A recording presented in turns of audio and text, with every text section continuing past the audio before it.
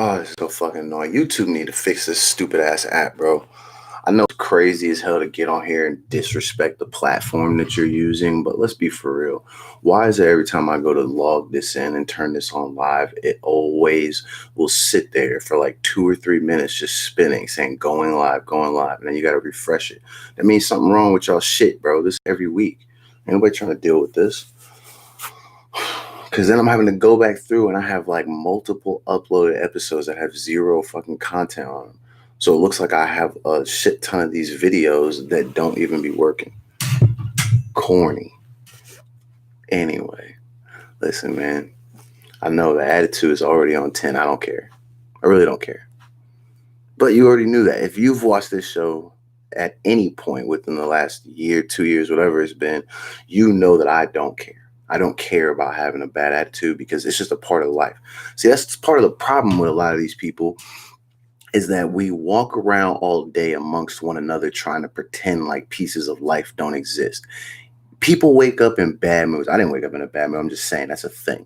I'm pissed off now because the shit doesn't work. I want it to work. So when I click the button that says go live and you say, oh, you want to take a thumbnail? And I say, yeah. And I give you the good picture. You know, I look good. My perfect hat. Shout out to Cole Headwear. Hat on fleek. I've had this for years and years now. Y'all thought I was playing, man. I'm rocking this today. It's cold as hell outside. But when you log on, you want the stuff to work. But anyway, my point is that we got to stop walking around pretending like it's unacceptable to feel feelings. It's okay to be mad about shit that you know should work because they told you that it was going to work.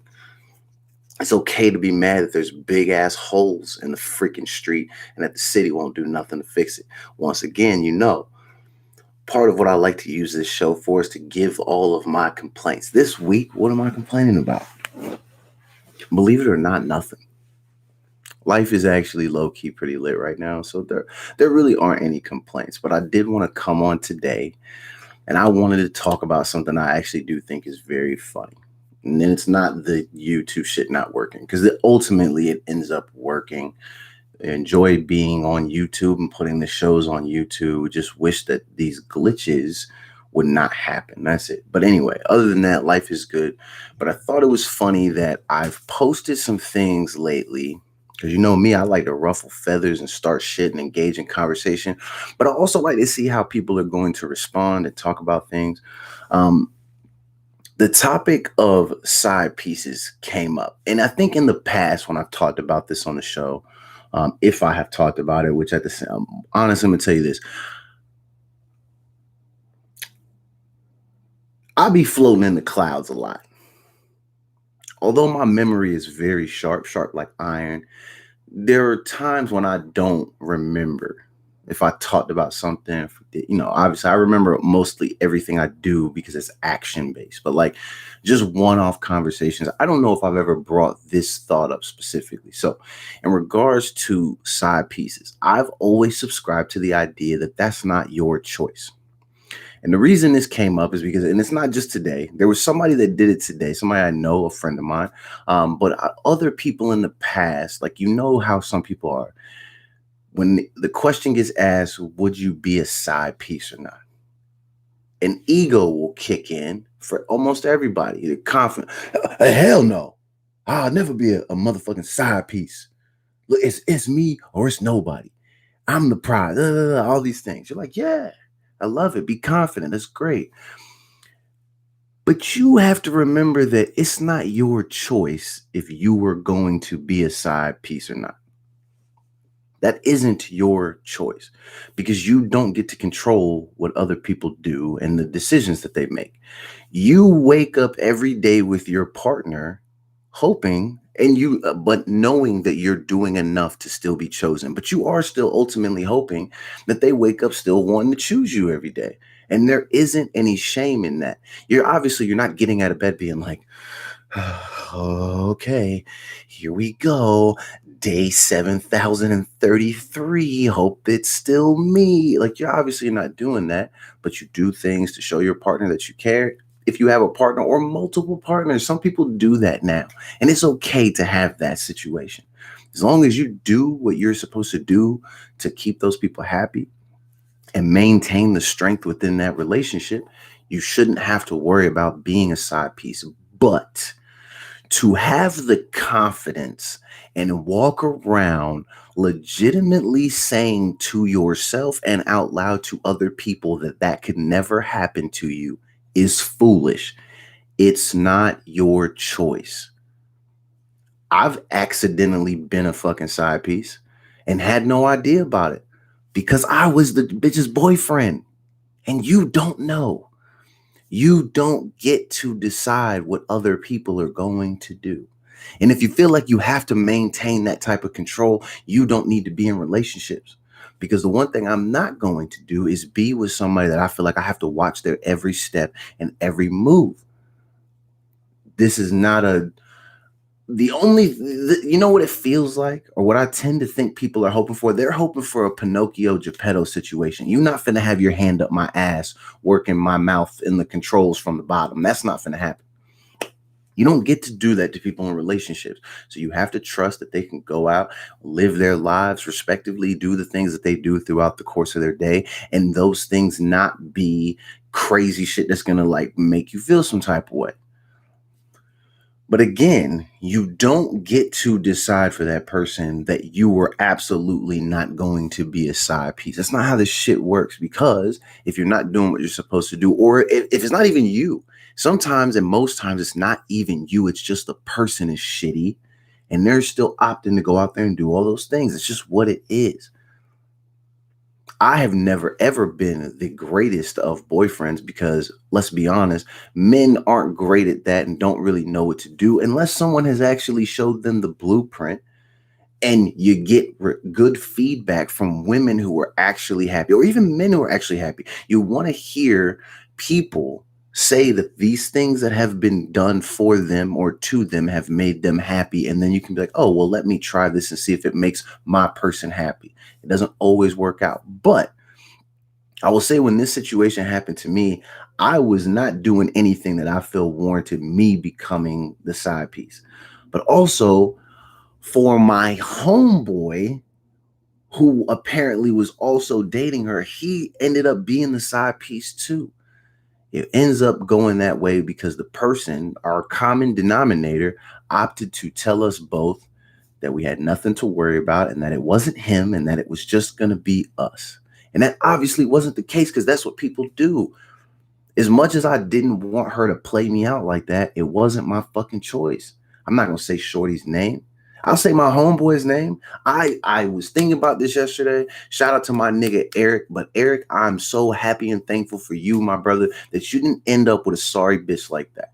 And y'all are going to be like, oh, he's being mad disrespectful. No, I can be this because you know what? This is the same girl that put hands on me at the club. So I've talked about this person on this show before and the type of disrespect that they displayed towards me in the past. So I don't feel bad calling her out her name.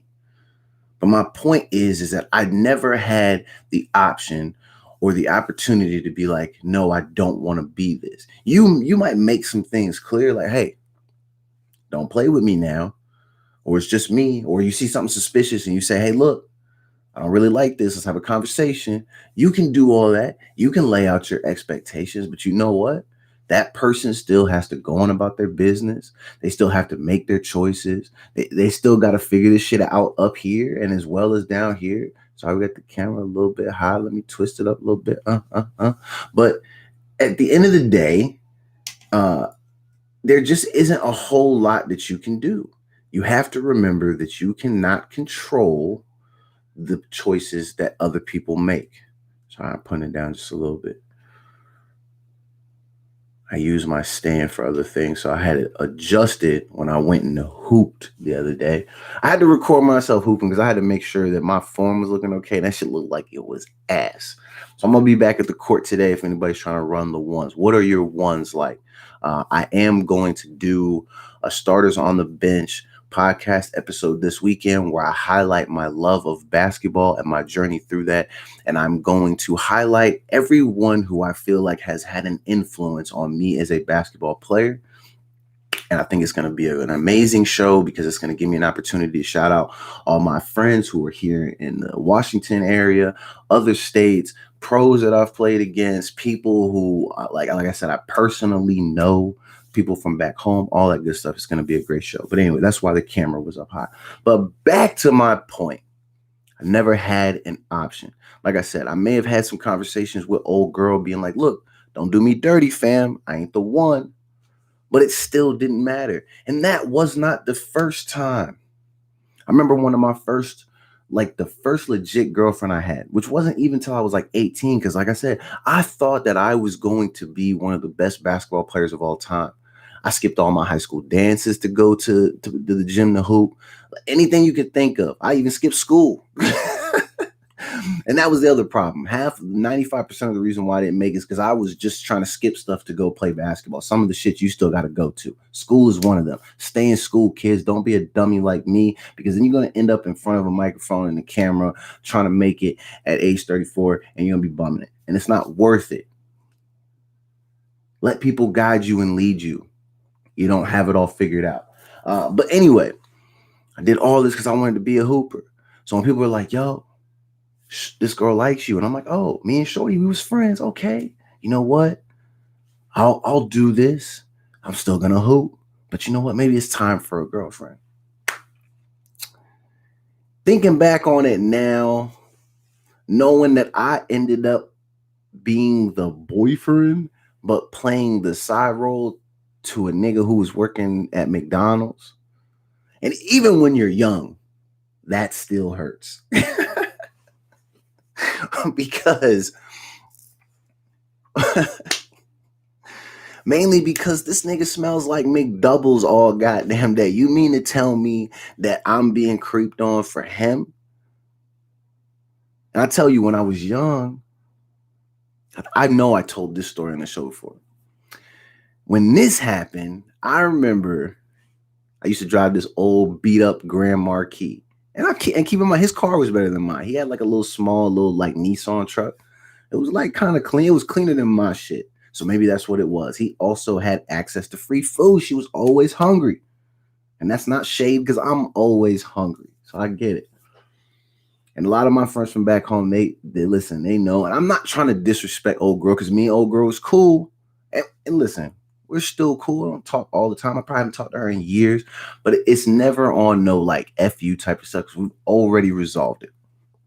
But I'm still going to make my jokes because this is just what the fuck I do. So being young back then and this stuff happening, I always felt a different type of way about it. Because when I found out and I realized that I'm being disrespected for Big Mac, I don't even know if his name was Mac. He just smelled like a Big Mac, and he barely had a fucking neck. All right. You're talking about, I'm thinking I'm going to the league. I'm a good looking chocolate brother. You know, that was pretty much about it. I could sing. I could hoop. I was funny as hell. I think I have a lot going for me at age 18 versus the freaking quarter pounder with cheese. It did not matter. I still ended up being the side piece. So I pulled up on them. One day while they were sitting out front in the driveway, I pulled up, hopped out the whip, smacked them up, do all these things. And then you go into the whole speech. How could you? I gave you my heart. I bought you these polo t-shirts. Because tell me why the shorty I was with back then, she used to she used to wear like little collared polo tees, just like me. Actually looking better than me. And I know that's weird now thinking about it. And not many girls was rocking the polo tees like that, but my dog was doing it. And I fucked with her. So I felt disrespected. But you know what? In the end, her reaction was basically just like, nigga, what you want me to do? It happens. There's nothing you can do. Even if you react unfavorably, what is the point? The situation has already happened. You have already been made or turned into the side piece. You have already been disrespected and violated. What is the point? You then have choices to make. What are you going to do? You can sit around and cry about it? Or you're just going to walk away and be like, okay, yeah. You know what you got to do? I learned this way late in life. Excuse me. You just chalk it up to the fact that this is how people are. It's not just men. It's not just women.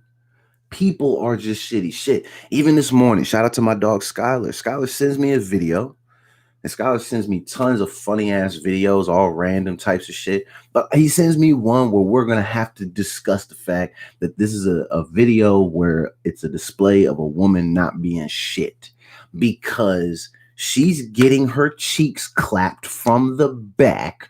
Her boyfriend calls, she hands her phone to the nigga and tells him to answer it, basically tells him what to say. He answers the phone and the guy goes, hello. He goes, yo, what's up? Yo, who is this? Yo, man, I'm fucking your bitch right now, dog.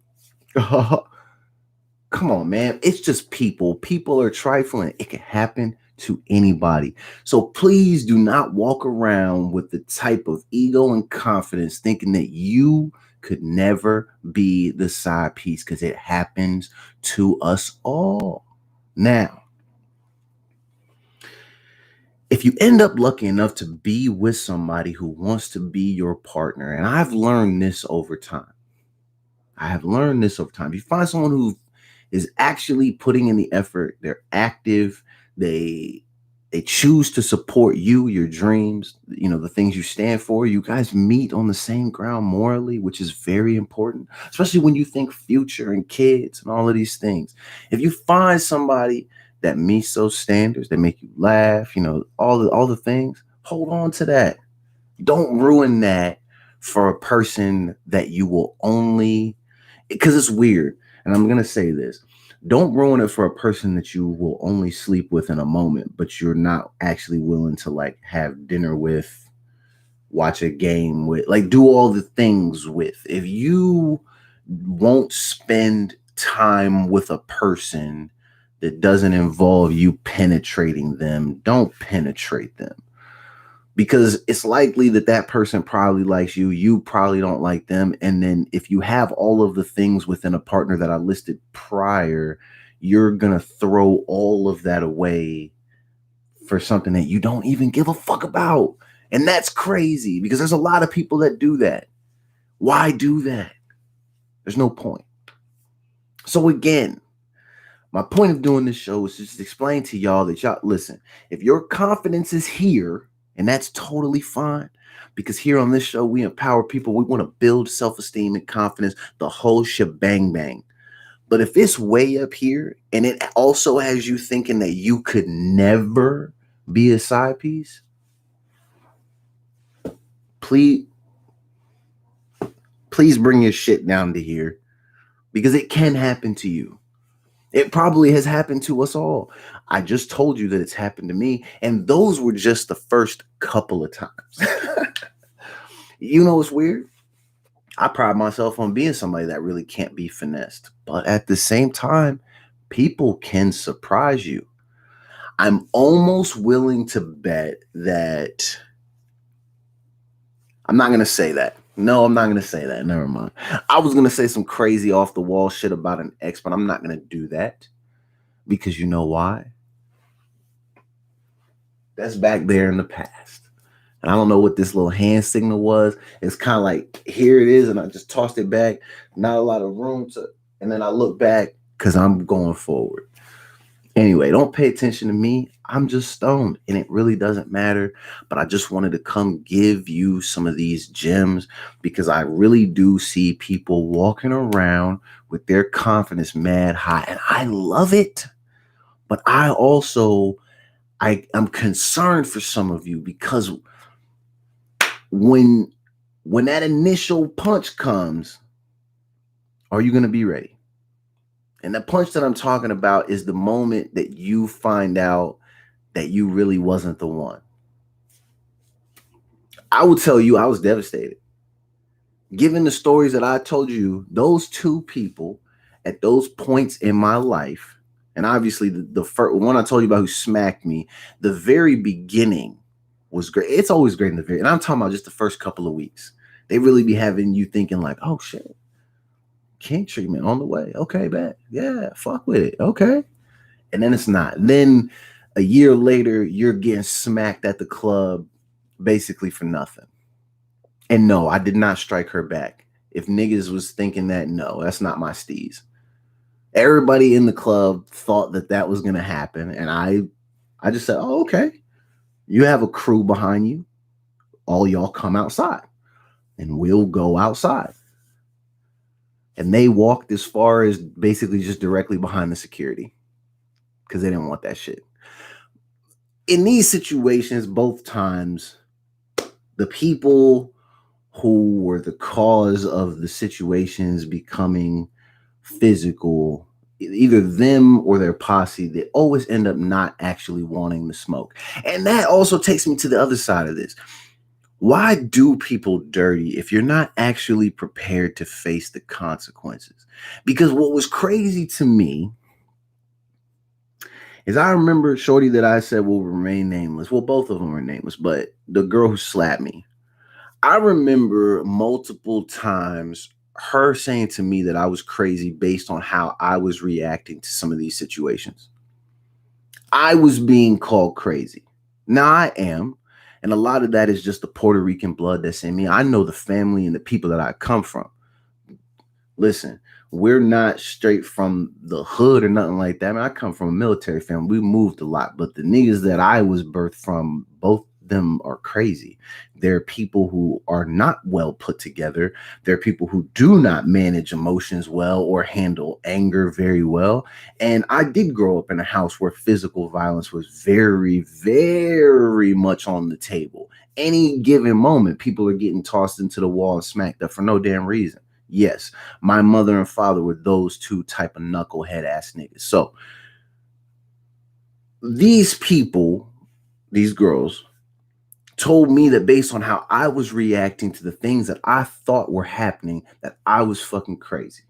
And it's fine if you want to think that, but I would like you to go review the tape in your brain and ask yourself if the things that you did to me weren't things that would warrant me turning in to fucking, when Michael Jackson and Shorty leave the movie theater on Thriller and they take the walk through the woods and he turned into the werewolf. If you weren't expecting me to turn into that motherfucker, why were you creeping behind my back? Doing people. Listen, remember when I told you I used to be a rapper? I got a whole diss track on this girl where I talk about the fact that I had one of her homegirls tell me that they had a little sleepover and she was in her parents' living room getting done on the couch by another dude while she's listed as my girl. Because I was the side nigga. So this is my thing.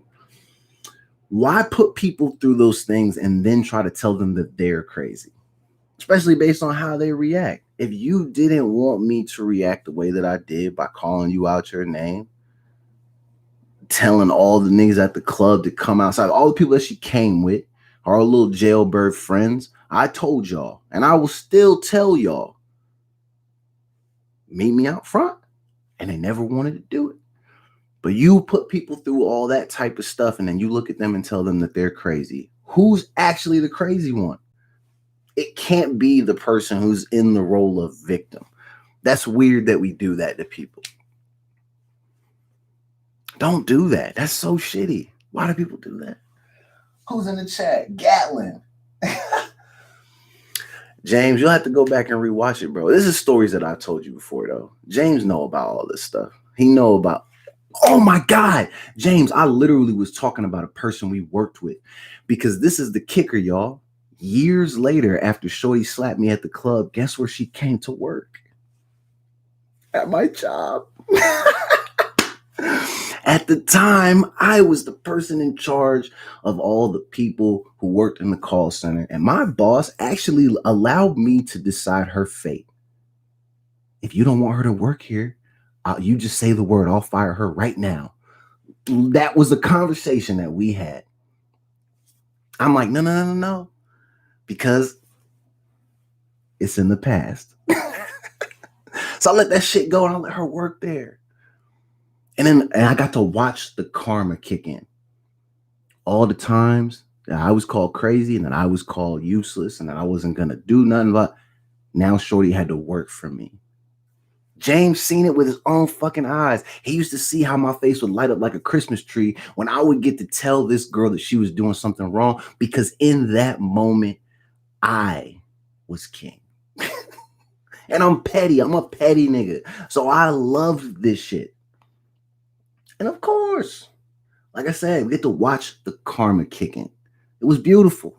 So, people, it's okay. You can call people out their name, you call them crazy, do all these things. Your karma will come get you.